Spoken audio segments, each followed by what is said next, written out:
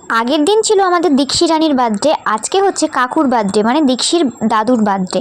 তো যাই হোক, আজকে রিয়াদির বাড়িতে কিন্তু আজকেও আমার দায়িত্ব পড়েছে বিরিয়ানি বানানোর। আর আজকে না অনেক জনের বিরিয়ানি, 14-15 জনের বিরিয়ানি বানাতে হবে। আর আজকে তো আমাদের দাদাভাই ছিল না, কেননা ওর ডিউটি ছিল, যে কারণে আমাকে একা একাই কিন্তু করতে হয়েছে। আমি খুব মানে ভয়ে ছিলাম কেমন হবে না হবে।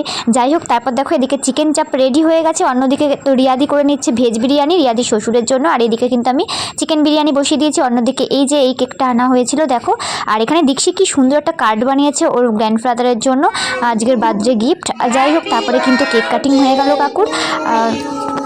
তারপর কেক কাটিং হওয়ার পর কেক ঠিক খেয়ে নিলাম, আর তারপর রিয়াদি আর আমি একটু খুনসুটি করে নিচ্ছিলাম। যাই হোক, তারপরে কিন্তু আমরা গল্প আড্ডা দিচ্ছিলাম, ততক্ষণে তোমাদের দাদাভাই ডিউটি থেকে চলে এসেছিলো। এখন বাজে 9:30-10টা মতো। তো এখন কিন্তু তোমাদের দাদাভাই বিরিয়ানির হাঁড়িটা খুলে সবাইকে আর কি সার্ভ করে দিচ্ছিলো, মানে কেটে দিচ্ছিলো বিরিয়ানিটা। আমরা আর কি কাটতে পারি না, সেরকম চালটা ভেঙে যায়, সেই কারণে। তো মিনি ব্লগটা কেমন লাগলো অবশ্যই জানিও। ফুল ব্লগ আমার ইউটিউব চ্যানেলে দেবার।